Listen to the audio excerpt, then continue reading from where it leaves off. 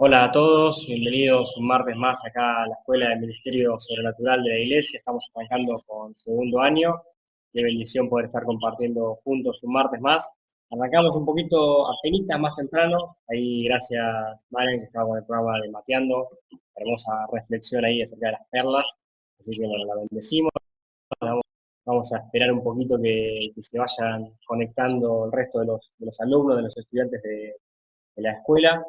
Hoy tenemos dos clases que son bastante largas, así que lo ideal es tener una intro y un break bastante cortos. Hoy va a terminar la enseñanza Ronnie Oliveira acerca de, bueno, está enseñando todo lo que tiene que ver con el ministerio profético. Voy a completar la enseñanza que empezó el martes pasado. Si estuviste el martes pasado, te acordarás que estuvo espectacular, así que está al mismo nivel o más aún, así que estate ahí con expectativa de lo que el Señor va a hacer, lo que el Señor va a revelarte en esta hora.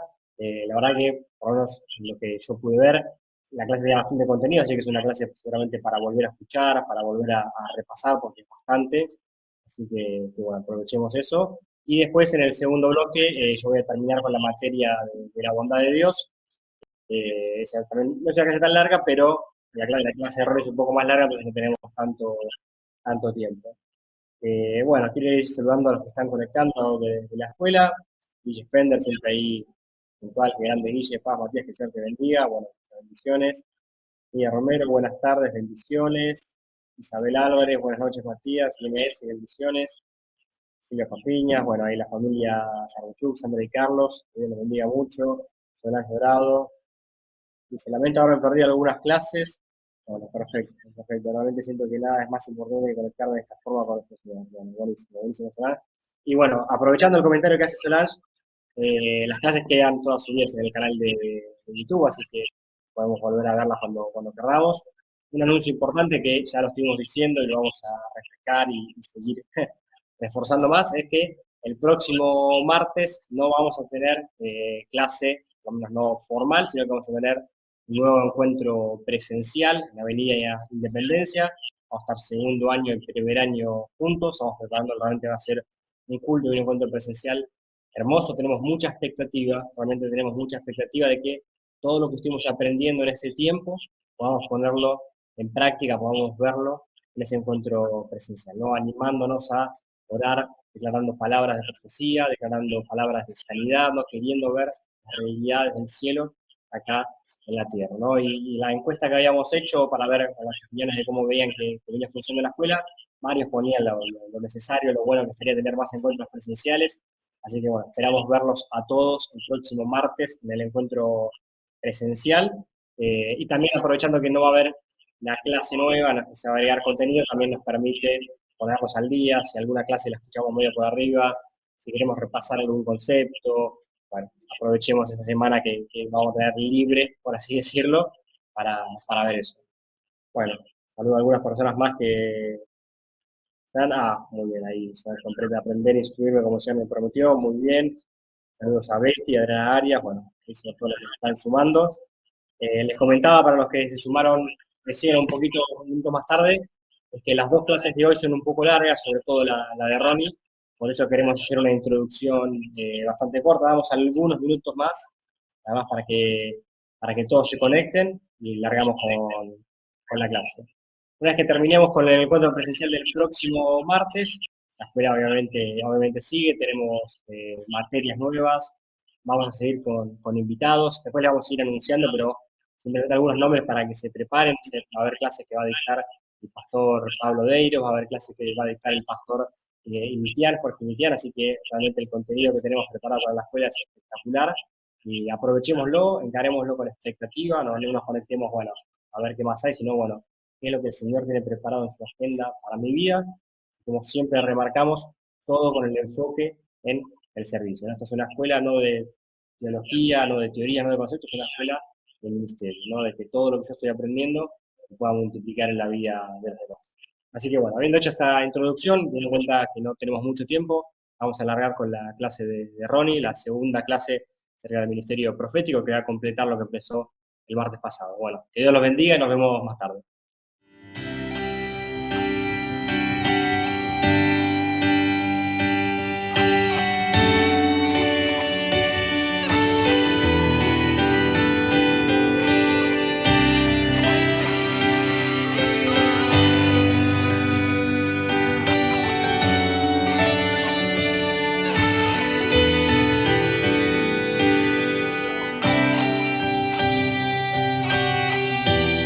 Bendiciones a todos los que están en esta segunda enseñanza acerca de lo profético. Felicidades por aquellos que participaron en la primera. Fue una alegría poder compartir con ustedes. Me han llegado muy buenos reportes de todo lo que se ha vivido, de todo lo que se aprendió, y fue algo muy bonito recibir algunos testimonios de personas que fueron bendecidas a través de este mensaje. Es lo que yo te dije en la lección pasada. Un profeta está para bendecir a la iglesia, no para autobendecirse a ellos mismos. Así que quiero honrarles y bendecirles de mis saludos una vez más al querido pastor Raida. Quiero extender este saludo a todos los que están inscritos en esa escuela sobrenatural. Mi oración y mi anhelo es que el Señor los bendiga de una forma grande y poderosa, y que esta enseñanza se le quede grabada en la tabla de su corazón. Vamos a orar y así da comienzo. Amado Dios y Padre, estamos en tu santa presencia y te quiero agradecer, Señor, por el privilegio de poder hablar de tu palabra. Tú eres bueno, tú eres grande, y para siempre es tu misericordia.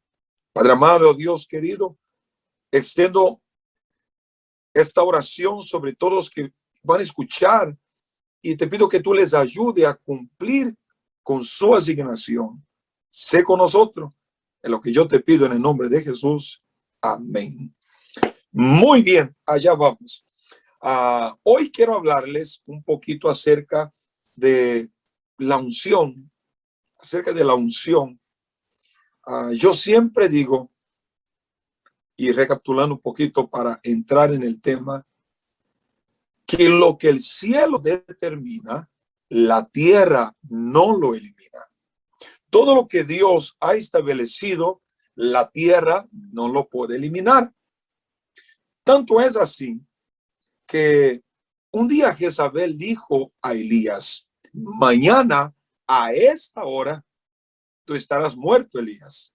Mira bien, el profeta Elías, que escuchó la voz de Dios, que peleó con más de 400 soldados de Aser y de Baal, cuando se enteró que una mujer estaba enojada, se escapó. O sea, el hombre que enfrentó a 450 hombres, cuando vio una mujer enojada, huyó.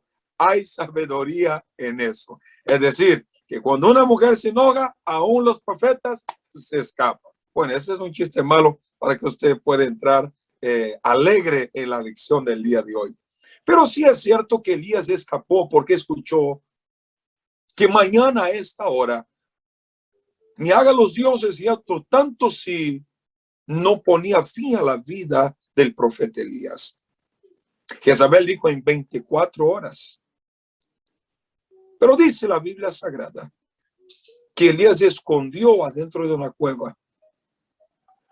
Me recuerdo bien cuando en la Biblia expresadamente escrita, Moisés nació en una etapa en que niños no podían nacer. Moisés nace en una época donde solo niñas podían nacer. Y Faraón, en su ímpetu, habrá dicho: mira, varones no está autorizado a nacer, niñas sí está autorizada a nacer. Entonces dio el orden para matar a todos los niños. Jezabel dio el orden diciendo que Elías estaría muerto al día siguiente, en 24 horas. Curiosamente, lo que dijo Jezabel es: en 24 horas está muerto. Pasó 24, 48, 72, 1000 años, 2000 años, hasta el día de hoy, Elías no murió porque fue llevado vivo al cielo. ¿Por qué? Porque lo que el cielo determina, la tierra no lo elimina. El mismo Faraón que dijo que niños no podían nacer, Dios, con su forma única y soberana de ser, puso a Moisés a crecer en el mismo palacio donde un día dijeron que niños no podían nacer. Moisés creció en el mismo lugar donde dijeron: varones acá no puede crecer. De hecho, ¿quién cree usted que compraba la ropa para el niño Moisés, que daba la comida para el niño Moisés. Es decir, el mismo enemigo tuvo que invertir en los planes que Dios había dado a través de Moisés. Lo que te estoy diciendo es que cuando Dios establece algo sobre ti, la tierra no lo va a poder eliminar. Si Dios tiene un llamado profético en su vida, pase el tiempo que pase, esto sí va a cumplir, porque lo que el cielo determina, la tierra no lo elimina. Y yo me imagino, Dios es tan perfecto, pero tan perfecto, que un día está Moisés, Elías en una montaña y allí está Jesús en el monte de la transfiguración. Yo me imagino la charla que tuvieron entre ellos, porque dice que hablaban entre ellos de cosas que estaban por venir. Yo me imagino, es una idea mía. ¿Tú quién eres? Yo soy Elías, que Isabel me dijo que vino a matar y hasta el día de hoy nunca morí. ¿Y tú quién eres? No, es que yo soy Moisés. Faraón dijo que no podía nacer, crecí en el palacio. ¿Y tú quién eres? Yo soy Jesús. Van a creer que estoy muerto, pero en el tercer día yo voy a estar resucitando, porque lo que el cielo determina, la tierra no lo elimina. Quiero dejar esta palabra para su corazón. Si Dios tiene un llamado profético en su vida, no te para las Jezabel, no te para los faraón, no te para nadie. Es importante saber que si Dios tiene un plan en su vida, no te frena nadie. Temprano o tarde, este plan de Dios se cumple. Es muy importante, usted está bajo la cobertura. Es muy importante, usted está bajo la cobertura de su iglesia, de su ministerio, porque una rama lejos del árbol se seca. Y entro a hablar ahora acerca de la importancia de tener una cobertura. Todo aquel que anhela el ministerio profético y no está bajo una cobertura va a fracasar. Todo aquel que anhela un ministerio profético y no está bajo la sujeción de alguien va a fracasar. Hay quien diga, no, yo estoy bajo la sujeción de Dios y de nadie más. Curiosamente, la Biblia dice, y así dice el Señor a Josué, siervo de Moisés, siervo de Jehová. Es decir, primero habló a Josué, que servía a Moisés, que servía a Jehová. Curiosamente, cuando la Biblia habla de Eliseo, dice, aquel que echaba agua al vaso del profeta, aquel que servía al profeta. Cuando se refiere, hablando de Elías, le dice, Eliseo es aquel que servía al profeta. Porque en el cielo tú no eres conocido por sus títulos, sino por tu servicio. Para Dios vale más tu servicio que su título. Pero si tú anhelas el ministerio profético, ese título de profeta, necesitas estar bajo la cobertura. Por ejemplo, Jesús era 100% hombre, 100% Dios. Cuando vino a la tierra, mi pregunta es esta: ¿quién era mayor, Juan Bautista o Jesús? Por supuesto que sí. El mayor, el más grande, era Jesús. Pero Jesús se humilló, entre comillas, y dijo a Juan Bautista, bautízame, porque yo entiendo que tú eres la autoridad para el bautismo acá en este momento, entonces bautízame. Jesús no tuvo problema de entender en qué etapa estaba viviendo. Cuando él hace un milagro en la boda de Caná de Galilea, él hace el milagro y no dice, vaya, sirve el milagro que hice. Él dice, no, llévelo al maestro Sala, que él pruebe. Y él es el que decide si va a servir a la gente o no. Jesús era un hombre que sabía ponerse bajo la autoridad o reconocer la autoridad en el momento existente. Es por eso que él no sirvió el vino luego de hacer el milagro, sino que dijo, la autoridad de la fiesta no soy yo soy un invitado. La autoridad de servir es de él. Entonces, llévalo y preséntalo al maestro Sala. Su don, así como este vino, debe ser servido, no a tu manera, sino que hay un orden. Hay un orden. Y en ese orden nosotros debemos caminar. Jesús, antes de multiplicar los panes y peces, hizo con que se sentara en grupos, porque donde hay orden, hay milagro. Donde hay orden, hay milagro. Dice la Biblia que Jesús alimenta a 5,000 hombres, sin contar mujeres y niños. Otra vez, Jesús multiplica los panes y alimenta una multitud, 5,000 hombres, sin contar mujeres y niños. Es decir, las mujeres no eran contadas, los niños no eran contados. La pregunta del millón: ¿de dónde salió los panes y peces? De un niño. Los niños eran contados. Para nada. Es decir, que este gran milagro salió de alguien que no era contado. Este gran milagro salió de las manos de un niño que ni siquiera lo tenía en cuenta. Pero aquel niño puso a la disposición de los que estaban en la autoridad en aquel momento, que eran los discípulos, bajo la autoridad de Jesús. Si anhelas el ministerio profético, necesitas entender que la cobertura es muy importante.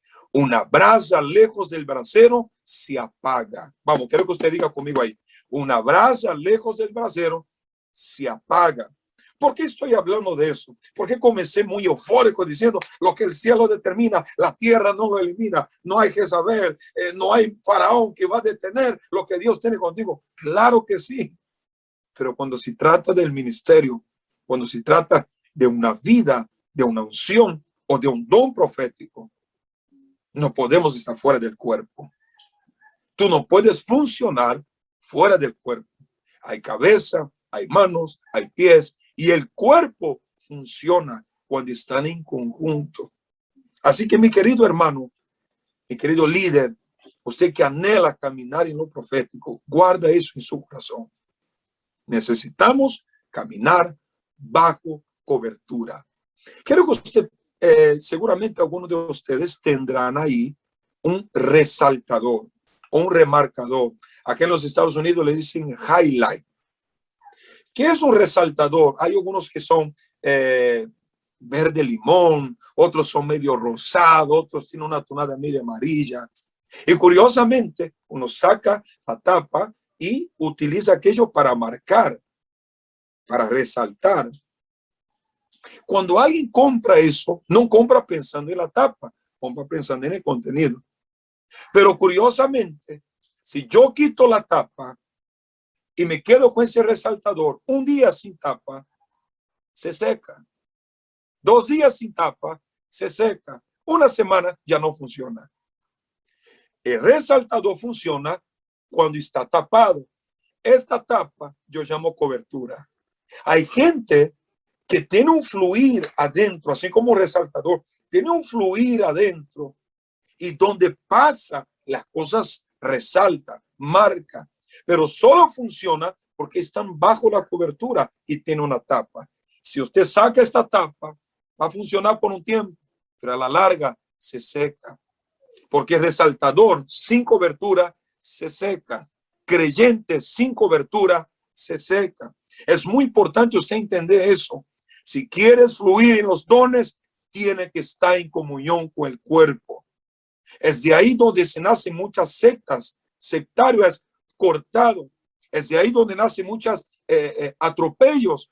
Porque no, yo tengo la unción, yo porto, a mí nadie me manda, el Señor me manda. Si el Señor te manda, si el Señor te guía, te va a guiar a ser sujeto. Porque el que no se sujeta a un hombre que ve, ¿cómo se va a sujetar a Dios que no se puede ver? Así que en el nombre de Jesús, guarde eso en su corazón.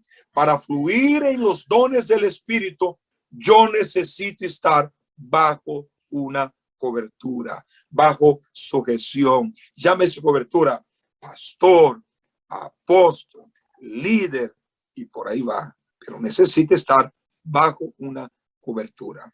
¿Ok? ¿Quedó clara esa parte? Muy bien. Entonces, Dios tiene algo, un plan, una idea. Lo que el cielo determina, la tierra no elimina. Perfecto. Me quedó grabado. Sé que lo que Dios ha establecido, eso es lo que voy a vivir. Muy bien. Número 2, yo necesito estar bajo una cobertura. ¿Quién es la persona que me va a guiar a que este don no se apague. Como dijo el apóstol Pablo a Timoteo, despierte el don de Dios que hay en ti.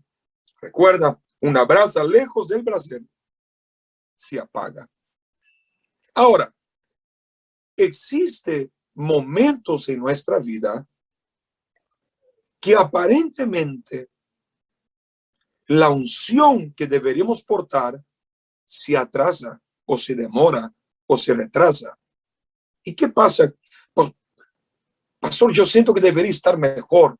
Yo siento que debería estar más arriba, ministerialmente hablando. Y es como que me siento un poco estancada. Vamos despacio. Unción es Dios más hombre. Dios más el hombre, decimos unción. Cuando Dios a través del hombre comienza a mover, a hacer milagros, a fluir, que es la manera que decimos, esto se llama unción. Pero gloria es Dios moviendo por sí solo. Anote eso. Unción es yo con Dios. Gloria es Dios solo.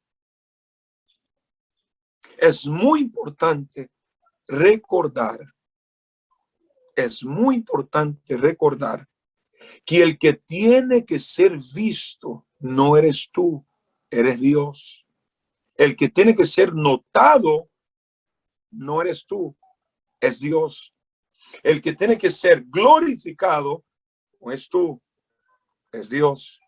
Recuerda el episodio del sumo sacerdote, que lo refresco la memoria. El sumo sacerdote era el hombre ungidazo, era el hombre ungido. Hoy estamos hablando de unción. Era un hombre mega archi ungido, era tremendo ese hombre. Su ropa era un mensaje: 12 piedras, Urim Tumim, santidad Jehová, campanas y romanas. Recuerda la vestimenta del sumo sacerdote: 12 piedras, 12 tribus, una franja de oro, santidad Jehová, Urim Tumim era sí y no, y en su borda de vestimenta, campanas y romanas. Su ropa era un mensaje que decía: Israel por las 12 tribus, camino y adoración por las campanas y romanas, bajo la revelación, Urim Tumim, de un Dios que es santo. Ese era el mensaje cuando alguien miraba el sumo sacerdote. Él no usaba Creed, no usaba Lacoste, no usaba Calvin Klein, no usaba Natura, y para la decepción de muchos, no usaba Avon. El perfume del sumo sacerdote era único. Nadie más podía usar el perfume que usaba el sumo sacerdote. Ese perfume era exclusivamente para esta clase.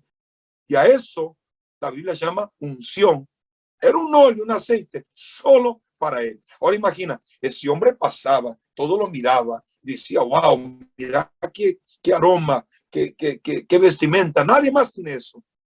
Un día Dios dijo: cada vez que entres a mi presencia, llevarás un incensario. Y el sumo sacerdote entraba con incensario, la casa se llenaba de humo y Dios derramaba la gloria. Solo te refresco la memoria. Entraba el sumo sacerdote y la casa se llenó de humo, luego Dios derramó su gloria. Yo me pregunté alguna vez, ¿será que a Dios le gusta tanto el humo? Porque primero ven el humo y luego ven la gloria. Y allí yo entendí algo, que cuando el sumo sacerdote llenara el lugar de humo, él iba a desaparecer. Y Dios solo derrama su gloria cuando el hombre desaparece. Atención, los que anhelan el llamado, el ministerio, el Señor te va a usar, te va a levantar, no para que te vean a ti, sino para que lo vean a Él. La intención de Dios usarte, Dios más hombre, unción, es que se manifieste una gloria a tal punto que usted salga de escena y sea el mismo Dios obrando. Es por eso que hay reuniones que la gente dice: había una gloria, nadie oraba y la gente se sanaba. Había una gloria, nadie decía nada y la gente era quebrantada. ¿Qué es lo que te está diciendo? Gloria es Dios moviéndose por sí solo. Nuestro desafío es provocar un ambiente de unción. Yo con Dios, provocar un ambiente de unción hasta que Dios derrame su gloria. Y una vez que esa gloria esté, salimos en cena y que sea Dios el que es glorificado. ¿Guardó esa parte en tu corazón? Toda unción, todo lo que Dios tiene para ti, la gloria tiene que ser para Él. Jamás se te olvide. Dios te comparte recompensa, Dios te comparte frutos, Dios te comparte muchas cosas. Pero Él dice, mi gloria a otro yo no la doy. Mi gloria yo no la comparto con nadie. La gloria siempre va a ser de Dios. Siempre. La gloria siempre va a ser de Dios. ¿Sabes algo? Una determinada ocasión, yo me encontraba predicando en un evento muy grande, miles de personas. Era algo que me marcó el corazón, porque era mucha gente, Uno de los congresos más grandes de Centroamérica. Yo termino de ministrar y estoy por salir, y se me acerca un niño de unos 6 años, y ese niño me dijo, ¿te puedo dar un abrazo? Yo me detuve, lo abracé, y el Señor me trajo a memoria años y años atrás, cuando yo también era un niño de entre 5 a 6 años. Me levanté con tanta hambre aquel día, pero tenía tanta hambre, y no teníamos nada de comer en casa. No teníamos nada. Y yo me acordé que en el fondo de casa había una planta de aguacates. Ahí en Argentina decimos palta, una planta de palta. Y yo me levanté, salí y miré la planta y estaba llena de fruto. Yo estaba lleno de hambre. La planta tiene fruto, yo tengo hambre, listo. Acá se acaba el problema. Pero no, había un grave problema. La planta era muy alta. Yo tenía hambre, ella tenía fruto. Pero era tan alta, pero tan alta, que su altura me impedía de recibir de ella. Me senté a la raíz de ese árbol y llorando esperé que se me caiga algún fruto. No me acuerdo si cayó o no el fruto. Pero el Señor me volvió a esta etapa de mi vida, mientras estaba abrazado con aquel niño de 6 años, y me dijo algo: Ronnie, tú jamás serás como aquella planta. Quiero que tú tengas mucho fruto, hijo, mucho fruto, pero que estés a la altura de cualquiera que quiera alimentarse de lo que yo he puesto en su vida. La belleza de un árbol no es que tenga muchos frutos. La belleza de un árbol es cuán accesible es este árbol cuando tiene fruto. ¿Qué vas a hacer con todos los dones que Dios te va a dar? Publicar los milagros en Facebook, decir, mira qué tremendo el milagro que viví ayer. No, es muy importante que tu árbol tenga fruto, pero más importante es que este árbol esté accesible, que este fruto esté accesible. Cuando la planta es bajita, ustedes que ya fueron por Mendoza, por Río Negro, hay muchos manzanales por allá, hay mucha plantación de pera, de manzanos. Y yo nunca me olvido eso. La primera vez que fui a Río Negro, yo miré una planta de un manzano tan bonito. Y yo me arrimé y dije, tómeme foto, porque los frutos estaban accesibles. Y cuando el fruto está accesible, hasta foto, nos animamos a tirar, a tomar un par de fotos. Pero cuando el árbol es muy alto y tiene fruto y es inalcanzable, la única forma de sacar este fruto es con piedra y palo. La gente siempre va a apedrear. La gente siempre le va a agarrar palo a aquello que se ve inalcanzable. Quiere que no tengas tantas piedras en su vida. Estés accesible. Cuando Dios te comienza a usar, esté accesible. Cuando Dios te comienza a levantar, esté accesible. Acabo de bajarme de un vuelo de la ciudad de Houston Ayer tuvimos un congreso muy bonito. Acabo de bajar de un avión. Estoy aquí a un grupo de 50, 60, 100, 200, 300 personas. Vamos a usar un poco más de fe. 1000 personas. No importa. No importa si es 1, si es 2, si es 10. ¿Sabe por qué estoy aquí? Porque el árbol está accesible. El anhelo de Dios cuando te unges para algo, el anhelo de Dios cuando te da una promesa, es que tú estés accesible al cuerpo de Cristo. ¿Qué unción para los milagros? Bienvenido al equipo de aquellos donde los teléfonos suenan más. ¿Quiere que Dios te use como profeta? Bienvenido al equipo de aquellos donde se va a bajar de un avión a sentar frente a una computadora para ministrar, enseñar, impartir. Unción no tiene que ver con glamour. Unción tiene que ver con trabajo. Unción no tiene que ver con miles de seguidores en Facebook. Unción tiene que ver con servir. Yo no soy ungido para ser promovido. Yo soy ungido para servir. Atesore eso en tu corazón. Hay una equivocación. La gente se marea mucho con el tema de la unción. Cuanto más ungida la persona, wow, más alto, más inalcanzable tiene que ser. No, como dice mi amigo Brunet, Dios no tiene favorito, Dios tiene hijos. Dios tiene hijos. Entonces guarda eso en tu corazón. Sea accesible. Sea accesible. Le abro una confidencia. Cuando alguien dice, profeta, te queremos traer a un congreso, te queremos llevar a un congreso, a otro país, ¿cuáles son tus requisitos? Mira, le dijo, yo no tengo requisitos. Dime un lugar para dormir, hágame llegar al lugar como sea, y ya, yo estoy para servir. ¿Cómo yo voy a imponer si la salvación, algo tan precioso, el Señor me la regaló con su preciosa sangre? Entonces guarde eso en su corazón. La unción, cuando Dios te unge, no es para que usted reciba más aplausos, sino es para que usted sirva más. ¿Está conmigo? La unción es que significa que cuando algunos están dormidos, tú vas a estar despierto. Cuando algunos están comiendo, tú vas a estar ayunando. Para eso sirve la unción, para el servicio. El Espíritu del Señor está sobre mí y me ungió Jehová. ¿Para qué? Ahí está, el para qué. Predicar libertad a los cautivos, abertura de prisión a los presos.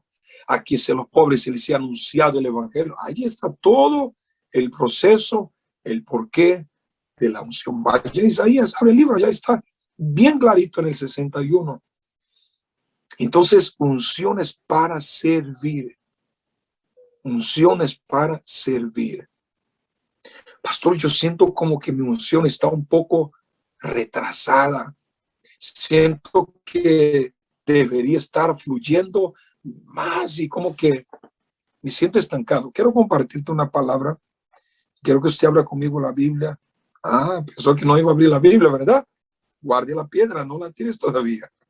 Quiero que abra conmigo la Biblia en Primera de Samuel. Mejor, Primera de Reyes. Vamos a Primera de Reyes. Dice 9. Primera de Reyes, dice 9, versículo 15. ¿Cuál es ese texto y cuál es el contexto? ¿Cuál es el contexto? Comencé hablando de Elías, que huyó de miedo, se ocultó, y te traigo al principio donde yo comencé esta enseñanza. El versículo de número 15 dice, y le dijo Jehová, ve, vuélvete por tu camino por el desierto de Damasco y llegarás y ungirás a Hazael, guarda ahí, ungirás a Hazael por rey de Siria, ungirás a Jehú por rey de Israel y ungirás a Eliseo para que sea profeta en su lugar. Dios le da 3 instrucciones al profeta Elías. Vas a ungir a Hazael como rey de Siria, a Jehú como rey de Israel y a Eliseo para que sea profeta en su lugar. Mira, Dios ya había hablado, el profeta recibe el mensaje y va caminando. Unge a Asael, unge a Eliseo. Usted recuerda del manto, que le pasa el manto. Cuando Elías está siendo llevado al cielo, Eliseo grita, Padre mío, y el manto se le cae. Acá hay una gran enseñanza. El manto solo le cae a aquellos que reconocen paternidad. El manto no le cayó a Eliseo cuando él estaba con brazos cruzados, ni diciendo, mira, te vas. Él dijo, Padre mío, y ahí el manto cae. El manto se le toca a aquellos que reconocen paternidad. Pero ese es el tema para otro punto 3 o video 3.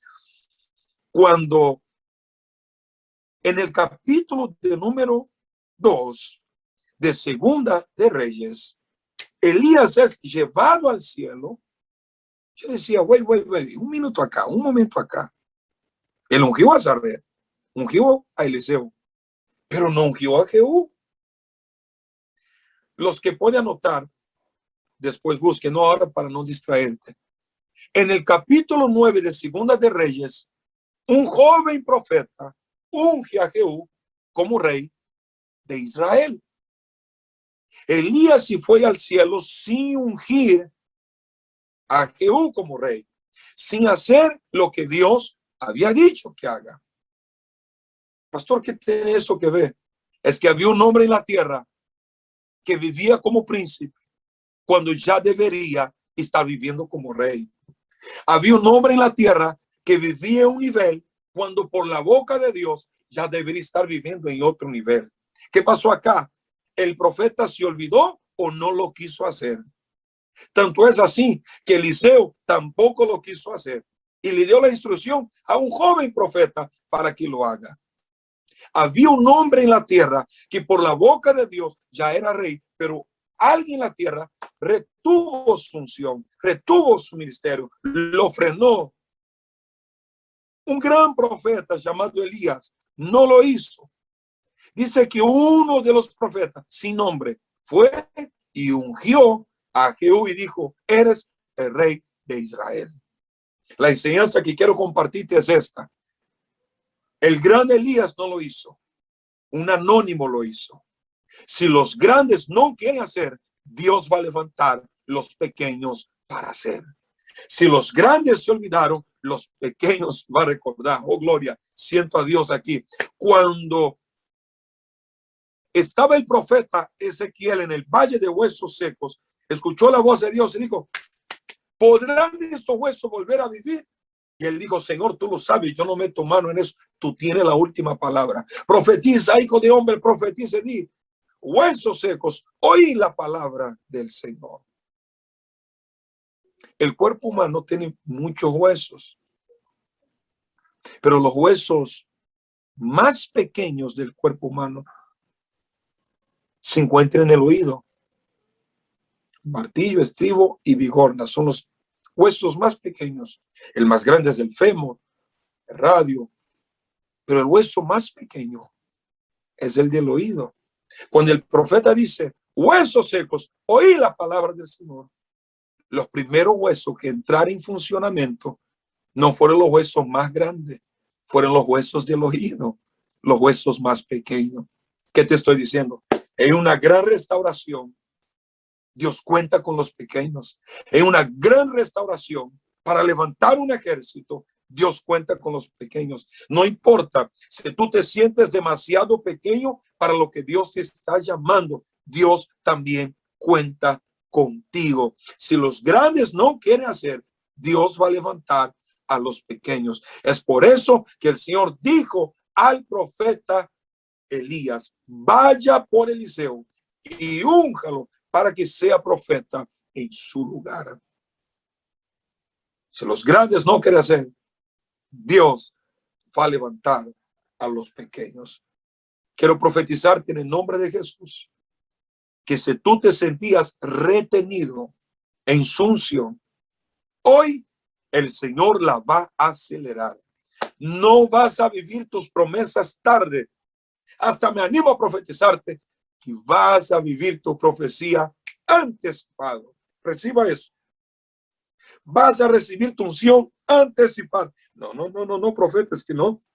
Esto no es así.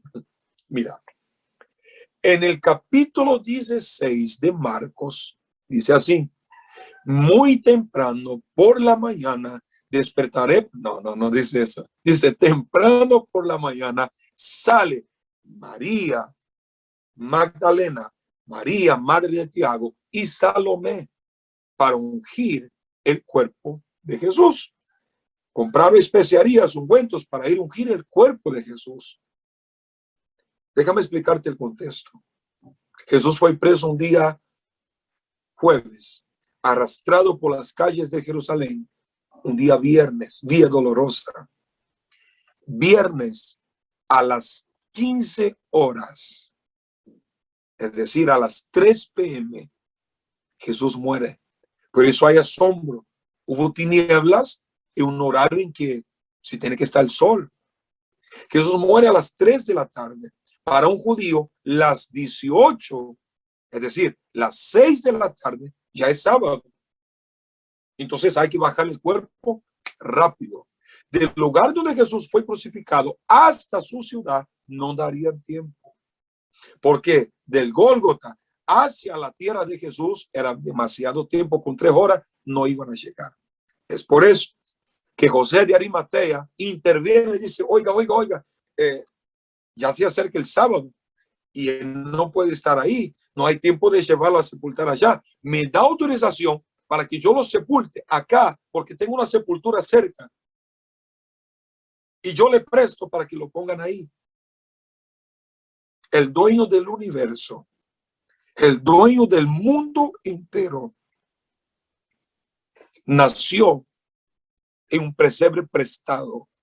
Le prestaron un pesebre. Le prestaron un lugar donde quedarse. Nació en un lugar prestado. Murió y fue puesto en una tumba prestada. Siendo dueño del mundo entero. Y todavía hay gente que se cree dueño de alguna cosa. Recuerda eso. El dueño del universo nació en un lugar prestado. Murió en lugar prestado. Siendo dueño de todo. ¿Cómo no ser humilde? ¿Cómo no aprendió humildad con Jesús? Aprende de mí que soy manso y humilde, dice él. Pero no es eso lo que te quería decir. Sino que no hubo tiempo para cumplir con el rito judío o judaico de ungir, embalsar, preparar, ¿verdad? No hubo tiempo. Fue todo muy rápido. Es sacar del madero, lavar y envolverlo en una sábana y ponerlo allí. María Magdalena, aquella que había sido liberada de varios demonios, se sintió tocada y dijo, no, él me dio tanto. Él me dio tanto, él me cambió la vida, él me liberó. ¿Cómo que no le vamos a dar un funeral digno?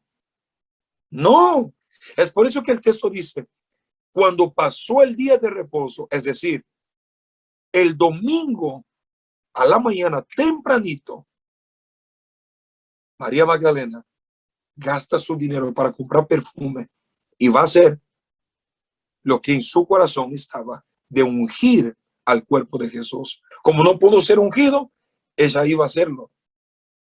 Cuando ella llega, la puerta está abierta, la piedra estaba removida. Y yo me imagino la desesperación. La Biblia es muy enfática en decir, ¿dónde pusieron a mi Señor? ¿Dónde lo pusieron? Alguien que me diga, ¿dónde lo pusieron? ¿Por qué? Y Jesús dijo, María, ¿por qué lloras? Y en aquel momento se le abre los ojos y ella dice, Raboni o Raboní, que significa maestro. Luego usted sabe el texto. Jesús dice, vaya y dile a los discípulos, dile a Pedro que yo los espero, que yo resucité. Y sale corriendo María Magdalena. Yo dije, para.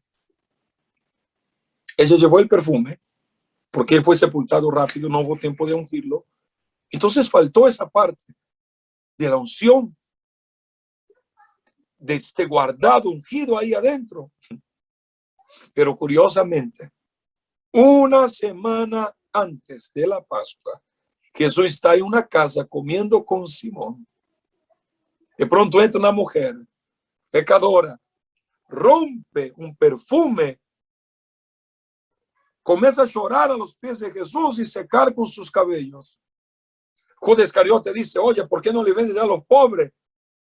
Jesús dijo, yo ya estoy entendiendo. Lo que ella está haciendo es profético. Esta mujer está preparando mi cuerpo para la sepultura. Jesús sabía en aquel momento que no iba a haber tiempo, que iba a morir rápido, no iba a ser trasladado a su ciudad. Entonces el cielo anticipó con esta señal. Y Jesús entiende, va a ser tan rápido que no va a haber tiempo ni de ungirme. Lo que esta mujer está haciendo tiene que ser contado en el mundo entero, porque habrá gente que va a pensar que no lo ungieron para la sepultura. Pero un día Ronnie va a estar hablando a un grupo de personas a través de una cámara, a través de un teléfono, a través de una computadora, y allí él va a mencionar que aquella mujer anticipó mi profecía, anticipó mi unción. ¿Sabe, queridos? Hay unciones que se tardan y hay unciones que llegan antes. Es muy importante usted estar atento a la señal de Dios. Moisés estaba arriba de la montaña y escuchaba la voz de Dios. La gente abajo, solo truenos y bocinas. Lo que para Moisés era la voz audible, para la gente abajo, truenos y bocinas. Cuanto más cerca de Dios yo estoy, más audible va a ser su voz. Cuanto más lejos de Dios yo estoy, más distorsionada será tu voz, mi voz o la voz de Dios. Para ir aterrizando el avión, recuerda eso. La unción es tú con Dios. Gloria es Dios solo. Recuerda eso. La unción no es para que te promuevas. La unción es para que tú sirvas. Ocúltate en el humo para que la gloria de Dios sea derramada. Lo que el cielo determina, la tierra no lo elimina, pero ponte bajo una cobertura. Lo que Dios tiene para ti es grande, es tan grande que no lo pierdas. Busque a alguien que te instruya. Ahí tiene tu pastor, tu líder, la iglesia. Este seminario es para eso. Hay gente que retarda la unción. Hay gente viviendo como príncipe cuando ya debería estar viviendo como rey. Hay gente que vive rentando cuando ya debería ser el dueño. Hay gente que está trabajando para alguien cuando ya debería ser el patrón. No entendiste los tiempos o alguien retrasó tu palabra.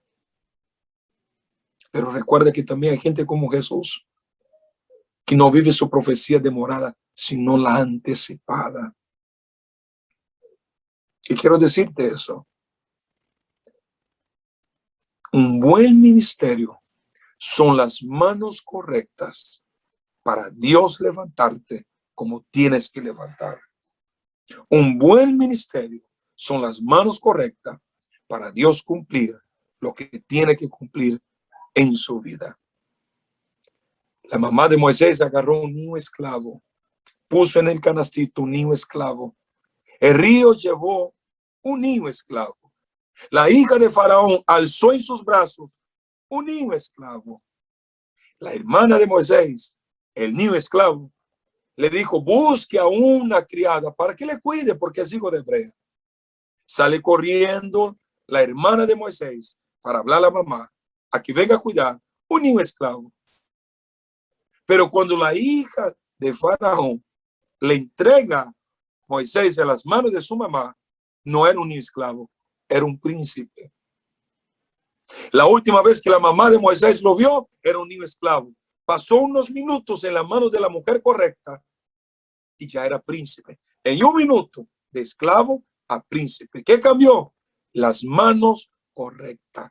Cuando Dios te pone las manos correctas, en un minuto te cambia de esclavo a príncipe.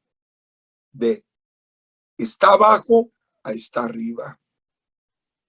Déjame bendecirte con esta palabra. Mi oración es que el Señor te guíe, te oriente, te instruya en todas las áreas de su vida. Mi oración es que tu don, el don que Dios te ha entregado, fluya. Pero recuerda eso. El que es guiado por el Espíritu es como el viento. No sabe de dónde viene ni hacia dónde va. El que es guiado por el Espíritu, un día está durmiendo en Brasil y otro día se despierta en Santiago del Estero. Y allí está por más de 16 años. Porque el que es guiado por el Espíritu no va a hacer su voluntad, sino la voluntad de aquel que te ha enviado y que te ha llamado. Cierro el tema de la unción diciendo lo mismo que Dios dijo al profeta Samuel: llena su vaso, su vasija, su cuerno de aceite y ven. Llena su cuerno de aceite y ven. No lo vio todavía, ¿verdad? Otra vez. Llena su cuerno de aceite y ven. Si Dios está hablando con él, tenía que ser: llena tu cuerno de aceite y vaya. Si Dios está hablando con él, es: llena su vasija de aceite y vaya. No, Dios dijo: llena su vasija de aceite y ven. ¿Por qué ven y no va? Porque Dios nunca te va a enviar a un lugar sin que él mismo ya esté ahí. Dios envió al profeta Samuel porque Dios ya estaba esperándolo allí en medio del pasto donde estaba David cuidando sus ovejas. Oye, en el medio del pasto Dios se ha provisto de un rey. Mi oración es que la unción te alcance sirviendo en un pasto, sobreviviendo en un canasto, escondido en una cueva. Yo no sé. Atesora eso en tu corazón. Permita que esta unción te haga ser accesible. Querido Dios y Padre, yo te alabo por el privilegio de poder instruir, guiar a ese equipo tan bonito de personas, hombres, mujeres, jóvenes, que se están preparando para que los dones del Espíritu sean fuertes en sus vidas. Los bendigo, Señor, que ellos estén bajo su cobertura, la cobertura de su iglesia. Ayúdalos, oh Dios, a glorificar su nombre a través de los dones que son prestados. Padre amado, Dios querido, bendigo a la vida de tu hijo, de tu hija y de todos aquellos que están en ese lugar.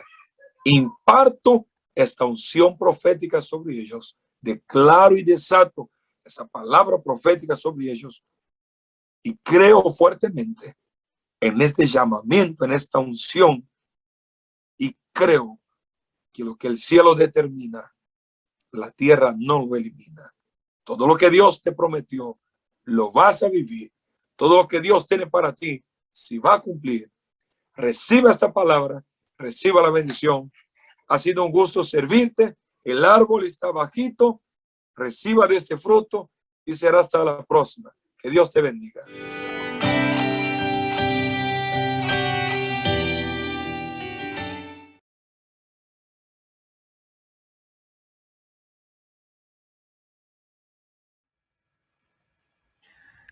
Hola, buenas noches, ¿cómo están? Qué tremenda palabra que acabamos de recibir. No me animo ni a hacer un resumen, ¿sí? No me animo ni a hacer un resumen.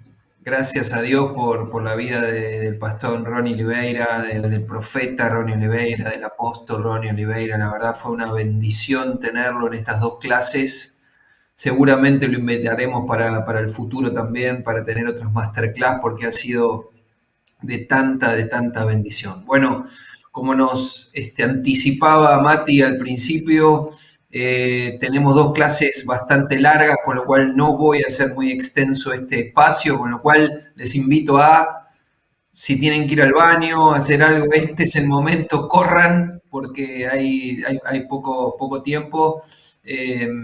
Y orar y declarar lo que cerraba el pastor Oliveira, declarando que la unción nos alcance, ¿sí? Que nos alcance esa unción que ha derramado sobre nuestra vida, en oración, en impartición, en palabra, sobre cada uno de nosotros en esta noche. Nos vamos enriquecidos, bendecidos, y encima ahora la clase de Matías sobre la bondad de Dios, no te la pierdas. Decíamos la vez pasada en el Lama, estamos teniendo palabras que nos impulsan a la acción, a servir, a ministrar, a fluir en el espíritu, y palabra como la que vamos a escuchar ahora, que forma nuestro carácter, ¿sí? Que fortalece nuestro carácter en Dios, nuestra identidad en Dios como hijos amados, creyendo en un Dios bueno. Así que no te pierdas el cierre de esta enseñanza. Hoy termina la enseñanza de la bondad de Dios por parte de Matías, y ya después de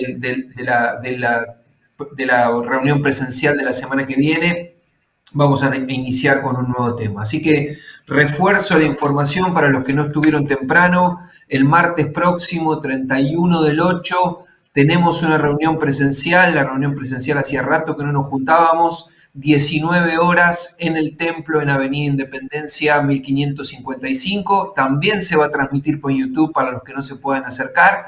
Así que queremos ser muchos ahí realmente para provocar un ambiente, una unción, hasta que la gloria de Dios se derrame, como también nos decía el pastor Ronnie hoy. Buscar esa presencia juntos ahí. Lo que vamos a hacer es adorar al Rey y permitir que fluya. Nos va a visitar y va a predicar el pastor Josías García, así que también vamos a tener ahí oración por sanidad. Va a ser un culto maravilloso de la escuela, tanto de segundo año como de primer año también. Así que nos unimos ahí para fluir en la presencia de Dios, para adorar la presencia de Dios, para buscar su presencia, para buscar palabra y también para recibir una palabra de parte de Dios y sanidad de parte de Dios, e impartir también desde nosotros sanidad. Así que reservate el espacio, haz lo que tengas que hacer, acomodá los horarios en tu trabajo si tenés posibilidad de hacerlo, como para llegar el próximo martes a horario y compartir todos juntos. Gracias al Señor que podemos hacerlo, que podemos reunirnos y pasar este tiempo en la presencia de Dios. Bueno, no quiero, como decía, tomar demasiado tiempo. Ya vamos con la clase de Matías, porque dura unos casi 40 minutos, 38 para ser exacto, así que ahí los dejo ya con la enseñanza de la tercera enseñanza de la bondad de Dios para cerrar este tema. Presten mucha atención, es un tema basal para nuestro carácter, nuestra identidad, nuestra forma de encarar y ver el futuro creyendo que tenemos un Dios bueno y en gran manera. Que Dios los bendiga, nos vemos en el Lama al final.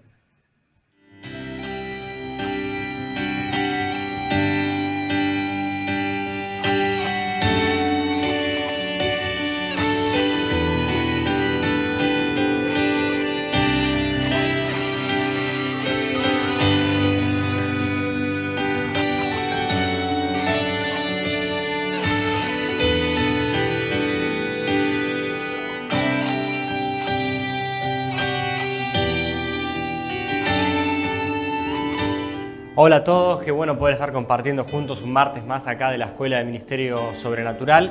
Y hoy que llegamos a la tercera clase, estamos cerrando la materia acerca de la bondad de Dios, o Dios es bueno, que como dijimos está basada en el libro del pastor Bill Johnson.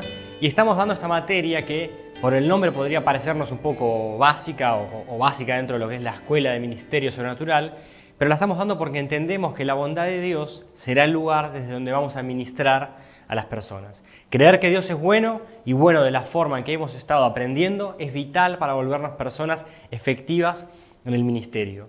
De esto depende que podamos representar al Padre de la mejor manera, al igual que Jesús lo hizo.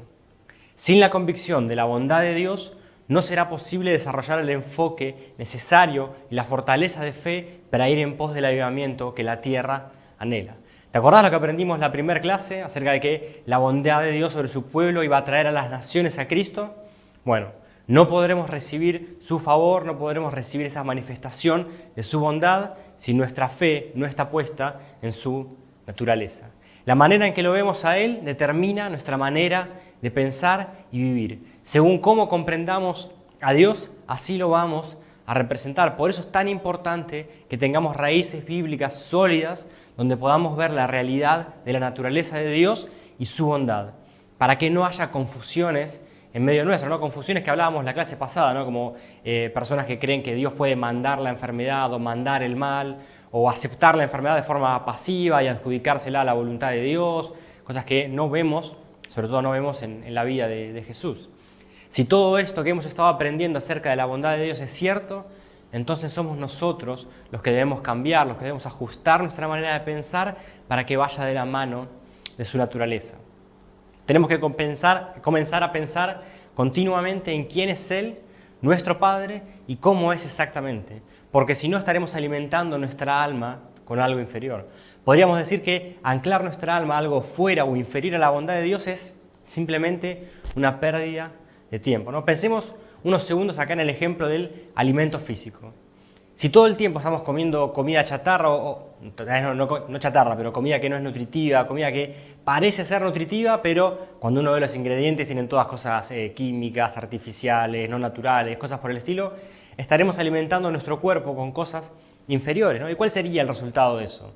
Bueno, seguramente tengamos las defensas bajas, nos sentiremos más cansados, con menos energía, potenciales desequilibrios, no sé, en cosas de glucosa, colesterol.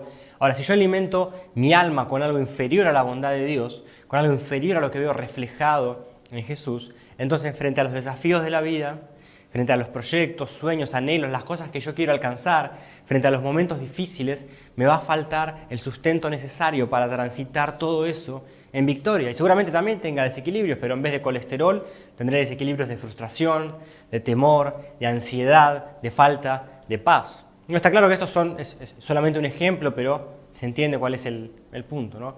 Y hoy quiero hablarte de dos cosas de las que tenemos que tener cuidado, ¿no? A la luz de todo lo que hemos estado aprendiendo, dos cosas que tenemos que tener cuidado a la hora de acercarnos al tema de la bondad de Dios. Lo primero que quiero hablarte es de que tenemos que tener cuidado con la distorsión. Cuidado con la distorsión. Cuando hablamos de Jesús como la representación más completa y fiel del Padre, como el reflejo de su gloria, como decía ese pasaje de Hebreos, hay un relato muy conocido en los Evangelios que tal vez nos puede hacer un poco de ruido. Pero si lo miramos con atención, puede traer mucha luz acerca de este tema, ¿no? Este pasaje lo encontramos en varios evangelios, pero el que le voy a leer ahora está en Mateo 21, versículos 12 al 15, y dice: Jesús entró en el templo y echó de allí todos los que compraban y vendían. Volcó las mesas de los que cambiaban dinero y los puestos de los que vendían palomas. Escrito está, les dijo, mi casa será llamada casa de oración, pero ustedes la están convirtiendo en cueva de ladrones. Se le acercaron en el templo ciegos y cojos y los sanó. Pero cuando los jefes de los sacerdotes y los maestros de la ley vieron que hacía cosas maravillosas y que los niños gritaban en el templo, Hosana al hijo de David, se indignaron. A ver, pensemos un poco en esta escena, ¿no? Jesús, el reflejo de la bondad de Dios, está echando a personas del templo de esta manera. ¿No será un poco duro, no será demasiado estricto? En el Evangelio de Juan se relata algo parecido, pero con el agregado de que para echarlos usó un látigo, ¿no? ¿Dónde está la bondad de Dios? ¿Dónde está el reflejo de la gloria de Dios en este relato, ¿no? Jesús se tomaba tan en serio su misión de dar a conocer al Padre que tenía un fuerte rechazo por todo lo que distorsionaba la imagen del Padre. Y cuando vio que la casa de su Padre, que tenía que ser llamada casa de oración, es decir, casa de búsqueda, casa de intimidad, casa de adoración, casa donde las personas necesitadas van a encontrarse con el Padre que es bueno, se había convertido en un mercado donde se lucraba con la búsqueda de las personas del Padre, entonces ahí vino este celo santo de Jesús y los echó afuera a todos. Pero tal vez lo más llamativo de este relato es que una vez que echó a los mercaderes del templo, se le acercaron a Jesús todos los necesitados, ¿no? Jesús echó solamente a las personas que estaban distorsionando la imagen del Padre, pero a todos los necesitados, a los que habían ido a la casa de oración buscando encontrarse con ese Padre, a ellos los recibió, ¿no? Y si pensamos un poco en esto, no sé vos, pero yo tengo alguna necesidad, ¿no? Quiero hablar con alguna persona, y justo antes de hablar con esa persona veo que está echando a otras personas a los gritos, usando un látigo y demás, pensaría, y tal vez ahora no es el mejor momento para acercarme con esta consulta, con este pedido, ¿no? Pero eso también nos muestra algo de la naturaleza de Jesús, de la naturaleza del Padre, ¿no? Cómo los necesitados igual se sentían atraídos a Él, bienvenidos en su presencia, ¿no? ¿Y qué hace Jesús después de echar a los que distorsionaban la imagen del Padre? Jesús muestra cómo es verdaderamente el Padre sanando a los enfermos. Como resultado final de este extraordinario episodio, tenemos a los niños alabando a Jesús al ver semejante despliegue de bondad y poder, y a los líderes religiosos indignados, ¿no? Qué increíble esto. Jesús acaba de dar una muestra espectacular de cómo no es el Padre, alguien que lucra con las necesidades de sus hijos, que no está interesado en ellos de forma real, y también de una muestra de cómo sí es el Padre, ¿no? Jehová Rafa, tu sanador, el que sana tus heridas, tus dolencias. Pero los líderes religiosos, en vez de darle la gloria a Dios, en vez de buscar imitarlo, estaban indignados, ¿no? Ahora, ¿qué se desprende de esto para nosotros llamados a continuar la misión de Cristo, de representar al Padre en el mundo?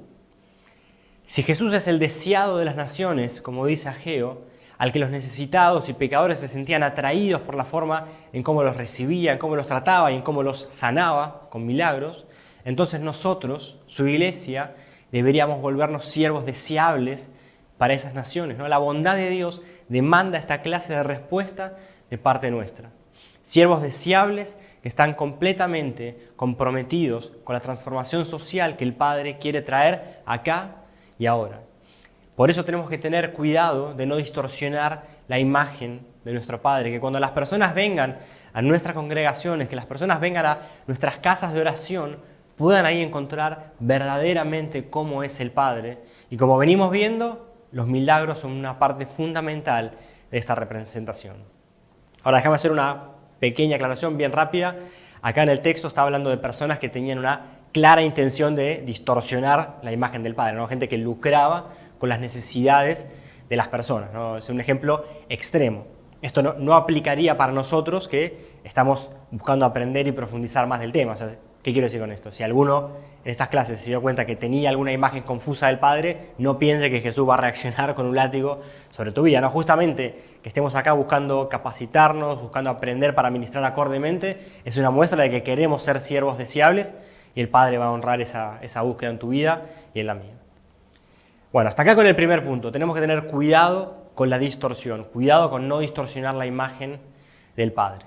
Y el segundo punto que quiero hablarte es que tenemos que tener cuidado con la frustración, ¿no?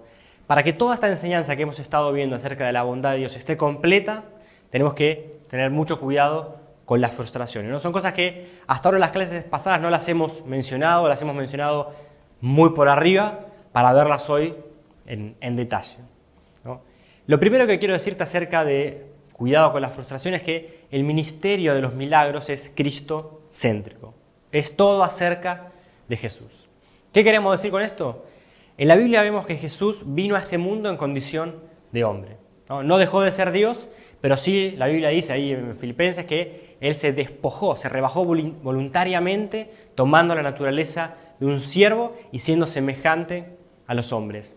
Es decir, que eligió vivir con las restricciones, con las limitaciones propias de un ser humano, ¿no? Y de esta forma nos dejó un ejemplo a seguir de cómo debe vivir un hijo de Dios siguiendo al Padre y haciendo las obras del Padre, ¿no? Y esto está bien claro que es para que nadie pueda excusarse diciendo que, bueno, el ejemplo de Jesús es imposible de imitar porque Él era Dios. O sea, claramente Él iba a poder hacer los milagros porque era Dios, ¿no? Él, sin dejar de ser Dios, hizo todo lo que hizo como un hombre que seguía al Padre. Y la Biblia nos enseña también que luego del bautismo Jesús recibió al Espíritu Santo. Y dice la Biblia que luego de sus 40 días de ayuno volvió a Galilea lleno del poder del Espíritu y ahí comenzó su ministerio con milagros, con señales y demás, ¿no?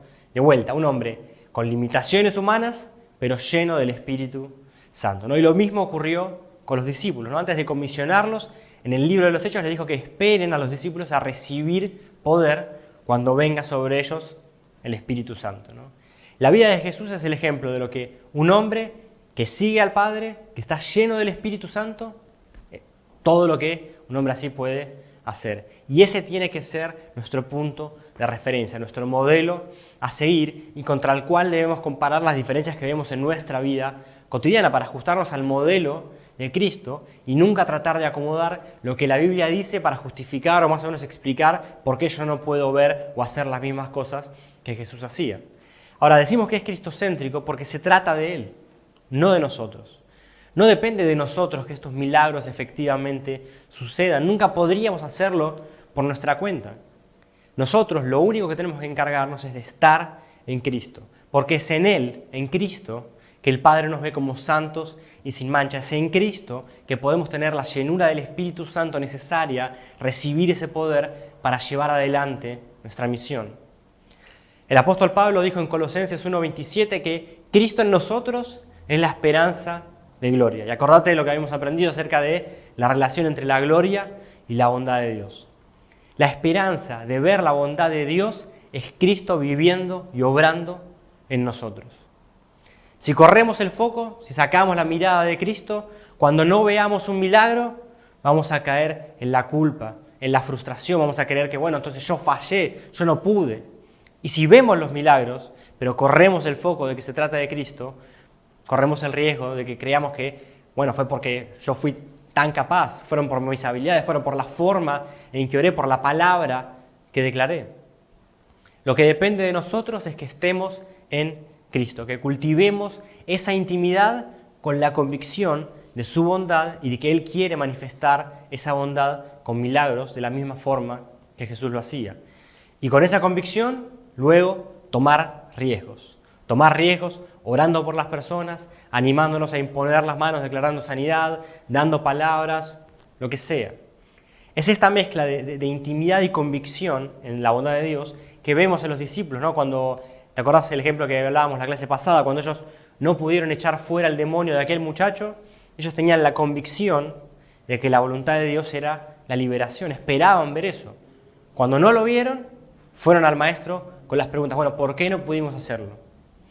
Ahora, pero estas preguntas se dan en el marco de la intimidad, en Cristo, de la búsqueda de personas que no se quieren conformar con menos ni que buscan excusas, ¿no? Es en Cristo que tenemos que ir con nuestras dudas y ahí es donde Él va a instruirnos, ministrarnos, fortalecernos y darnos dirección para llevar adelante nuestra misión.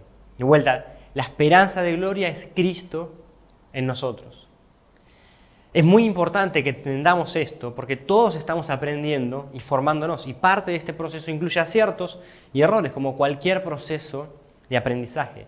Pero el diablo va a querer aprovechar esto, guiándonos hacia la culpa, hacia la frustración, cada vez que no veamos los resultados que esperamos. Y esta culpa, esta frustración nos van a llevar a la incredulidad, nos van a llevar a desistir de buscar las realidades del cielo, o tal vez nos van a llevar a crear alguna excusa, alguna explicación de, bueno, ¿por qué yo no pude? ¿No? Porque en realidad esto ya es del antiguo, es viejo, ya no aplica. Por eso no se trata de nosotros, se trata de Cristo. Por eso debemos nosotros estar en Cristo, en intimidad con Él, orando por estas cosas en privado y después tomando riesgos en público. Si no vemos resultados, permanecemos en Cristo, confiando en lo que Él está haciendo en nosotros y lo que quiere hacer a través de nosotros. La primera clase mencionamos que una de las cualidades de la naturaleza de nuestro Dios es que Él es un galardonador, ¿no? Que Él recompensa nuestra búsqueda sincera. Cuando Jesús les enseñó a los discípulos a orar, les explicó algo extraordinario relacionado con esto que estamos viendo. Dice, esto es Mateo, dice, mas tú cuando ores, entra en tu aposento y cerrada la puerta, ora a tu Padre que está en secreto, y tu Padre que ve en lo secreto te recompensará en público. Y después dice a partir del versículo 9, vosotros pues oraréis así, Padre nuestro que estás en los cielos, santificado sea tu nombre, venga tu reino, hágase tu voluntad como en el cielo, así también en la tierra. ¿No? Esto es Mateo 6, versículos 6, 9 y 10. Jesús dice, oren en lo secreto, en la intimidad, que el Padre los recompensará, es su naturaleza, en público. ¿Y por qué cosas debemos orar? En primer lugar, ¿no? lo adoramos y luego le pedimos que lo que está en el cielo venga a la tierra, ¿no? Qué tremendo esto. Cuando vos en lo secreto orás para que el cielo venga a la tierra, el Padre te recompensa en público. Esa es una promesa tremenda. Por eso, en este proceso de aprendizaje, mientras esperamos ver esos resultados maravillosos, recordemos siempre que se trata de Cristo, no de nosotros. Yo me tengo que asegurar de estar en el lugar secreto, en intimidad, orando por las cosas correctas, que el cielo venga a la tierra y el Padre me va a recompensar. Esa es su promesa, esa es su naturaleza, así que no lo dudes. El resultado final de este proceso de aprendizaje será el poder del Espíritu obrando a través nuestro de forma que hasta ahora nunca habíamos imaginado. El segundo punto, el que quiero hablar en relación con tener cuidado con la frustración, tiene mucho que ver con algo que acabamos de mencionar. ¿Qué pasa cuando no vemos las respuestas que esperamos? Sobre todo en cuestiones personales, ¿no? ¿Qué pasa cuando hicimos todo lo anterior y el milagro no ocurrió? ¿Cómo puedo conciliar el mensaje de la bondad de Dios, todo lo que hemos aprendido estos martes, con el dolor que siento por esa pérdida, por esa enfermedad sin sanar? ¿Cómo concilio la misión de representar semejante calibre de bondad cuando estoy confundido porque esa bondad yo no la pude ver en mi vida, en mi situación, en mi necesidad? ¿No? Son preguntas difíciles, pero son preguntas importantes. Y ahora, antes de entrar en detalle con esto, quiero hacer una aclaración. Todo lo que vamos a comentar ahora aplica a todas las situaciones, pero está en términos generales, ¿no? Entonces, si vos algo de lo que escuchamos acá, a vos te recuerda algo, te das cuenta que tenés algo sin sanar, algo sin resolver, obviamente que no podríamos tratar en profundidad esta temática solamente en una clase. Son cosas que requieren hablar con algún líder, algo de consejería, pedir consejo, pedir a alguien que esté orando por nosotros. Así que todo lo que vamos a comentar ahora aplica a todas las situaciones, pero está en términos generales, ¿no? Después hay que cada uno ver cómo lo aplica y cómo lo vive en su situación personal. Habiendo hecho esta aclaración, hay un relato que está en los Evangelios que nos va a ayudar a traer luz a estas preguntas. Es un pasaje bastante conocido, está en Mateo 11, versículos de 2 al 6, lo voy a leer, dice: Juan el Bautista, estaba en la cárcel y al enterarse de lo que Cristo estaba haciendo, envió a sus discípulos a que le preguntaran: ¿eres tú el que ha de venir o debemos esperar a otro? Le respondió Jesús: vayan y cuéntenle a Juan lo que están viendo y oyendo. Los ciegos ven, los cojos andan, los que tienen lepra son sanados, los sordos oyen, los muertos resucitan y a los pobres se les anuncian las buenas nuevas. Dichoso el que no tropieza por causa mía. No, un poco de contexto: Juan Bautista estaba preso, estaba próximo a que lo maten, y en esa situación es que manda a hacer estas preguntas. Ahora, Juan Bautista era aquel que había reconocido que Jesús era el Cordero de Dios que venía a llevar el pecado del mundo, ¿no? Su misión era anunciar que Él era el Mesías. Y ahora que estaba a punto de morir, le agarraron las dudas de decir, bueno, ¿habré realmente acertado, ¿no? ¿Habré anunciado al Mesías verdadero, correcto? Y acá se da algo bastante particular, porque parte de la misión que que Juan había anunciado, era la libertad a los cautivos. Pero ahora él se encontraba preso, escuchaba todas las cosas que Jesús estaba haciendo y no veía que Jesús vaya a liberarlo justamente a él, ¿no? ¿Cómo se sentiría Juan? Ok, veo que Jesús está haciendo todos estos despliegues de bondad y bueno, ¿por qué no viene y me saca a mí de la cárcel?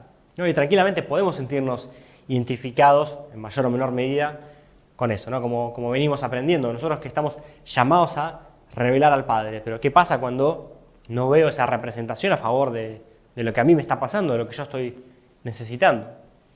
Y en la respuesta de Jesús encontramos dos cosas muy importantes. Lo primero que le dice Jesús es, bueno, cuéntenle a Juan las obras que estoy haciendo, miren los milagros, miren las señales, ¿no? Esto es una prueba bien contundente de quién soy yo, ¿no? de mi identidad. Y esto nos advierte del peligro que hay en crear un sistema de creencias con base en lo que no podemos ver que está sucediendo en nuestra vida, ¿no? Es una teología fundamentada en mi experiencia personal y no en lo que puedo ver en la Biblia. Y lo segundo que le dice es: bienaventurado aquel que no tropieza por mi causa. ¿Qué quiere decir esto? Es una respuesta medio particular, ¿no? Pero a lo que apunta Jesús es que no siempre vamos a entender lo que el Señor hace y lo que no hace, ¿no? No siempre vamos a saber los motivos de por qué actuó de una forma o no actuó de una forma en un caso o en otro. No hay ninguna promesa en la Biblia que nos asegure que vamos a entender todo lo que está pasando, por lo menos no de este lado de la eternidad. Pero sí hay una bendición especial, sí hay una bienaventuranza reservada para las personas que, a pesar de no entender, a pesar de no encontrar una explicación, no tropiezan, sino que se mantienen firmes confiando en el Señor.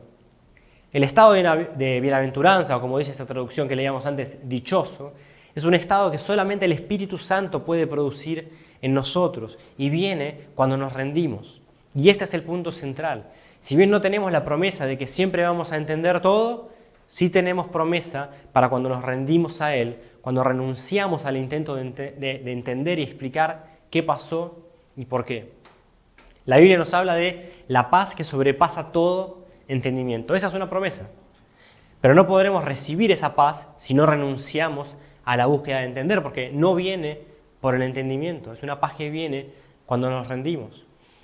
Esta actitud de rendición atrae al Señor, que tiene reservada esta paz, que tiene reservada esta bienaventuranza, esta manifestación especial del Espíritu Santo, para que podamos seguir adelante a pesar de no entender y podamos seguir cumpliendo nuestra misión. Ahora, esta rendición no es una actitud de resignación. No es algo de, bueno, no lo entiendo, así que chao, tiro todo, no me importa. No, todo lo contrario. Es ir con nuestro dolor, con nuestra tristeza, con nuestra frustración a la presencia de nuestro Padre. Es la firme decisión de poner nuestra fe en lo que sabemos de Dios, de su voluntad buena, agradable y perfecta. Es una rendición basada en la confianza, en la certeza de que lo que hemos llegado a conocer de Dios, de lo que vemos en la Biblia acerca de Dios, es mayor que aquella circunstancia personal que hoy refleja una realidad distinta, como el ejemplo de Juan. Está claro que esto es un acto de fe, una fe audaz, una fe valiente, ¿no? Porque hablar de renunciar a entender, para personas como nosotros, personas racionales, puede ser difícil y desafiante. Pero la fe es una actividad del corazón. Crece cuando nos sometemos, cuando nos rendimos. No es una actividad intelectual, no surge mediante el análisis, el estudio, la búsqueda de explicaciones. Esto no quiere decir que la fe es irracional, ¿no? Pero sí que la fe nos lleva a lugares que la razón nunca podrá llevarnos. La fe no niega la existencia del problema. La fe no niega la existencia de ese dolor, de esa tristeza, de esa frustración frente a la oración no contestada. Pero sí, la fe le niega al problema tener el lugar de influencia definitiva en nuestra vida. Esto es lo que declara el apóstol Pablo. Esto está en 2 Corintios, dice: por tanto, no nos desanimamos. Al contrario, aunque por fuera nos vamos desgastando, por dentro nos vamos renovando día tras día. Pues los sufrimientos ligeros y efímeros que ahora padecemos producen una gloria eterna que vale muchísimo más que todo sufrimiento. Así que no nos fijamos en lo visible, sino en lo visible, ya que lo que se ve es pasajero, mientras que lo que no se ve es eterno. Esto es 2 Corintios 4, versículos 16 al 18. La fe nos permite fijar nuestros ojos en lo invisible, que está por encima de lo visible, de esas cosas que son eternas. La fe no niega los sufrimientos que estamos viviendo ahora, pero la fe tiene la convicción, la certeza de la naturaleza y bondad de Dios y que esas cosas no cambian. Y por más de que no las haya visto en mi situación, tengo la convicción de que todo eso está produciendo una gloria eterna, una gloria eterna. Nosotros, los hijos y las hijas de Dios, vivimos entre dos mundos en tensión, entre dos realidades que están en conflicto. Por poner algunos ejemplos, ¿no? Tenemos la eternidad en nuestro corazón, pero por ahora vivimos condicionados por el tiempo. Vivimos en este mundo, pero como dijo Jesús, no pertenecemos a este mundo, no somos de este mundo, ya que somos ciudadanos del cielo. En Cristo somos santos y sin mancha. Nuestra vieja naturaleza fue crucificada, pero eso no quiere decir que de este lado de la eternidad ya no pequemos más. Pertenecemos a un reino que se acercó, que es acá, que es ahora, pero también es el reino de aquel que viene. Es por todo esto que Jesús afirmó que vamos a tener aflicción en el mundo, porque hasta que su reino se establezca, definitivamente estará esta tensión. Por eso nuestra confianza, nuestra fe, no puede estar construida sobre teorías, sobre experiencias personales, sino sobre la roca firme que es la bondad de Dios. Lo más confiable, lo más fidedigno que tenemos, la realidad de que Dios es bueno. Esto es algo que podemos ver muy claro en la vida de David, en este Salmo 27, cuando él expresó: no me entregues a la voluntad de mis enemigos, porque se han levantado contra mí testigos falsos y los que respiran crueldad. Y termina declarando: hubiera yo desmayado si no creyese que veré la bondad de Jehová en la tierra, en los vivientes. Sí, hay situaciones que no entiendo, hay situaciones difíciles. Acá en el caso de David se habían presentado en contra de él falsos testigos que respiraban crueldad. Y por eso, frente a esta situación, David pone sus ojos en lo más seguro que tiene, la bondad de Dios. Y declara, hubiera desmayado si no creyese que veré la bondad de Dios, si no siguiese confiando que veré su bondad acá en esta tierra. Su actitud, la actitud de David, su respuesta, es algo que tenemos que buscar imitar cada vez que el enemigo quiera venir a hacernos desviar, quiera venir a hacernos confundir, quiera venir con nuestro dolor para hacernos desistir de nuestra misión. Por último, y para cerrar este punto, tenemos el famoso y recontra conocido y extraordinario pasaje de Romanos 8:28, que dice, sabemos que Dios hace que todas las cosas cooperen para el bien de quienes lo aman y son llamados según el propósito que Él tiene para ellos. ¿No? Lo estoy leyendo en la versión Nueva Traducción Viviente. Ahora, no necesitaríamos este pasaje si todo en la vida saliese de la forma que esperamos. Este pasaje nos asegura el resultado de victoria. No hay situación, por más negativa que sea, que su amor no pueda hacer que termine cooperando para nuestra vida. Saber cuál será el resultado en base a las promesas de un Padre bueno y perfecto cambia la naturaleza de nuestra vida. Por eso, nuestra misión no cambia si no vemos los resultados que esperamos, ni debemos crear una teología basada en mi experiencia personal. Cuando renunciamos a entender y ponemos nuestra confianza en lo que sabemos de Dios, podremos experimentar esa paz que sobrepasa todo entendimiento. De esta manera, nuestra fe crecerá, será más madura y nos permitirá avanzar en nuevos niveles de su obrar y sus manifestaciones. Y por último, tenemos el resultado asegurado de que nuestro papá se encargará de hacer que hasta las cosas negativas cooperen para nuestro bien.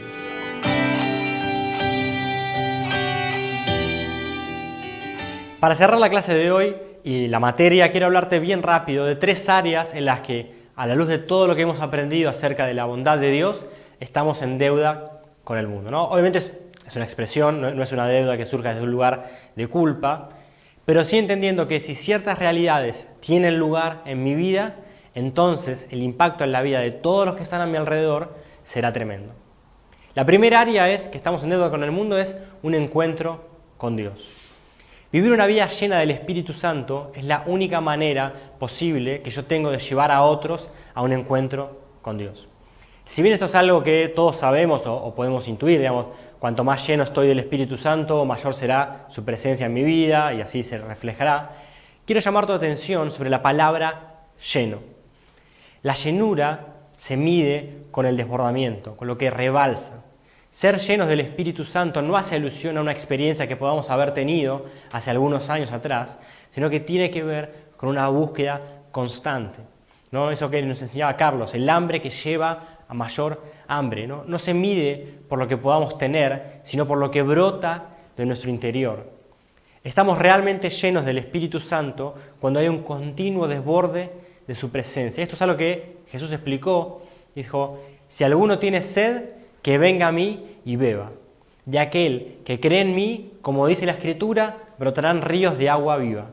Con esto se refería al Espíritu que habrían de recibir más tarde los que creyeran en Él. Esto es Juan 7, 37 al 39. Dice que cuando bebemos de Él, no solamente nos sacia para que ya no volvamos a tener sed, sino que ahora de nosotros mismos brotan ríos de agua viva. Beber de Él transforma nuestro interior para comenzar a crear un río cuyo caudal es mayor que el trago inicial. Jesús nos está enseñando lo que pasa, lo que sucede cuando ministramos bajo su unción, lo que sucede cuando Dios obra a través nuestro. Es como un río que fluye y ese río es el Espíritu Santo. Y este río fluye para impactar la geografía espiritual a nuestro alrededor, llevando el corazón del Padre a los problemas de las personas.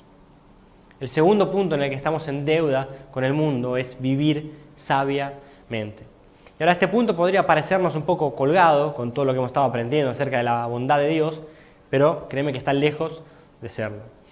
Una de las cosas que aprendimos en esta materia es que las bendiciones de Dios sobre su pueblo van a ser un diferencial que atraiga a las naciones a Cristo. Ahora, para que este impacto se concrete, las bendiciones tienen que ser bien administradas y para eso necesitamos sabiduría. Si las bendiciones que Dios tiene para su pueblo no son sabiamente administradas y aprovechadas, entonces no habrá mucha diferencia en el mundo, entre el mundo y su pueblo escogido. Y ahora es importante aclarar que estas bendiciones son integrales, ¿no? No estamos hablando de dinero, por ejemplo, solamente, aunque lo incluye, sino bendición integral. Todos sabemos que el libro de la Biblia, por excelencia, que habla acerca de la sabiduría, es el libro de Proverbios, ¿no? Y en el idioma original, la palabra proverbio deriva de otra palabra que significa reinar. Ahora, ¿por qué es importante? ¿Por qué te digo esto? Porque la sabiduría es lo que nos permite reinar en la vida. No hablamos de reinar sobre las personas, sino de llevar un estilo de vida de victoria, de triunfo. Reinar en la vida significa que el dinero no tiene control sobre mí. Yo reino por sobre el dinero y lo utilizo como una herramienta que el Señor diseñó, sin caer en la trampa de valorar mi vida, valorar la vida de los demás en base a los bienes materiales, en base a lo que tienen. Reinar en la vida significa que el temor del hombre no me domina, sino que vivo en el temor de Dios. Las circunstancias no controlan mi vida, yo reino sobre las circunstancias. Reinar en la vida significa tener las herramientas para poder tener una familia sana, feliz, plena, una vida profesional equilibrada, sana, sin buscar mi identidad en eso. La sabiduría nos permite mostrar una vida de victoria que tiene el potencial de atraer a aquellos que viven gobernados por todas estas cosas, que viven gobernados por las presiones de la vida y que están consumidos por esas cosas. Por eso damos tantas gracias a Dios que en nuestra casa, la Iglesia del Centro, se enseñe tanto acerca de estos temas, porque la sabiduría nos pone en el lugar correcto para que podamos llevar a otros a Cristo. Y la tercera cosa que estamos, en la tercera área en la que estamos en deuda con el mundo es el mensaje correcto, predicar el mensaje correcto. Ya hablamos de este punto en la primera clase, ¿no? Acerca de que el mensaje correcto es el Evangelio del Reino, que no se enfoca solamente en la salvación, sino también en la transformación de las realidades acá y ahora. Así que lo único que quiero sumar en este apartado es lo que dice el apóstol Pablo en Romanos 12:6, cuando nos enseña a profetizar conforme a nuestra medida de fe. Esto quiere decir que la medida de mi fe tiene efecto sobre lo que yo termino profetizando. De acuerdo con la medida de mi fe, de acuerdo con la expectativa que yo tengo de lo que Dios hará, entonces conforme a eso yo voy a profetizar, voy a declarar sobre la vida de las personas a mi alrededor. Si nuestros ojos están más puestos sobre el pecado, sobre la grandeza del problema, sobre lo difícil de la situación, que sobre la grandeza y la bondad de nuestro Dios, entonces no vamos a poder declarar restauración, no vamos a poder declarar bendición, cambio sobre la vida de las personas. Esto no es un tema menor y está lejos de ser algo aspiracional, pensamiento positivo. No. Como muchas veces nos enseñó el pastor Carlos con el pasaje que está en Proverbios 18:21, la vida y la muerte están en poder de la lengua. Por eso es muy importante lo que nosotros declaramos. Esto nos hace responsables de analizar la palabra de Dios para descifrar verdaderamente cómo es el corazón del Padre y declararlo correctamente sobre las realidades de las personas que están a nuestro alrededor. El objetivo principal es que pensemos seriamente en cómo percibimos al Señor y como Él es más bueno de lo que creemos, a medida que recibimos más de esta revelación, cambiaremos nuestra manera de pensar y haremos que todo el mundo se entere de que Dios, nuestro Dios, es realmente bueno. Por último, y para concluir ya la materia, quiero terminar con una palabra de ánimo y aliento que tiene el pastor Bill Johnson en su libro. Eso está en Isaías 35, 1-7, vamos a ir leyendo por partes. Dice a partir del versículo 1, hasta el lugar desolado y el desierto estarán contentos en esos días. La tierra baldía se alegrará y florecerá el azafrán de primavera. Así es, habrá abundancia de flores, de cantos y de alegría. Los desiertos se pondrán tan verdes como los montes del Líbano, tan bellos como el monte Carmelo o la llanura de Sarón. Allí el Señor manifestará su gloria, el esplendor de nuestro Dios. El profeta empieza hablando de cómo cambiará todo. La tierra, la naturaleza, la creación se alegrará, florecerá, habrá abundancia. Hasta los lugares más secos y áridos florecerán cuando el Señor manifieste su gloria, es decir, su bondad. Y sigue diciendo el pasaje a partir del versículo 3, con esta noticia fortalezcan a los que tienen cansadas las manos y animen a los que tienen débiles las rodillas. Digan a los de corazón temeroso, sean fuertes, no teman, porque su Dios viene para destruir a sus enemigos, viene para salvarlos. Con esta noticia con la noticia de que el Señor va a manifestar su bondad, fortalezcan y animen a los cansados, a los débiles, a los de corazón temeroso. Y esto hacemos en esta hora, en esta clase. Cualquiera de los que estamos acá, si veníamos débiles, con dudas, con temor, déjame decirte que el Señor va a manifestar su bondad sobre tu vida y sobre tu situación. El Señor viene para destruir a tus enemigos. Y cuando la iglesia se levanta convencida de esto, convencida de que Dios es bueno y que quiere reflejar su bondad a través de su pueblo para que todo el mundo lo conozca, entonces ahí viene la respuesta del cielo, que sigue acá en el pasaje a partir del versículo 5. Y cuando Él venga, abrirá los ojos de los ciegos, destapará los oídos de los sordos, el cojo saltará como un ciervo y los que no pueden hablar cantarán de alegría. Brotarán manantiales en el desierto y corrientes regarán la tierra baldía. El suelo reseco se convertirá en laguna y los manantiales de agua saciarán la tierra sedienta. Crecerán las hierbas de pantano, las cañas y los juncos donde antes vivían los chacales del desierto. Cuando Él viene para destruir a nuestros enemigos, ¿qué es lo que hace? ¿Cuál es la respuesta del cielo? Él abre los ojos de los ciegos, Él destapa los oídos de los sordos, Él sana a los inválidos, a los mudos, a los enfermos. Él hace brotar manantiales de la tierra seca, lo transforma todo. Por eso juntos, como iglesia, como hijos e hijas de nuestro Padre, levantémonos, declaremos el mensaje correcto y el Señor responderá con maravillas porque Él es bueno. Hasta acá con la materia de la bondad de Dios, hasta acá con la materia de Dios es bueno. Espero que haya sido de bendición para tu vida, así como lo fue para la mía. Espero que el Espíritu Santo te haya confrontado en estas clases y vos te vayas con la convicción en tu corazón de que Dios es bueno y que Él quiere manifestar su bondad a través de tu vida para transformar las realidades a tu alrededor. Que Dios te bendiga mucho.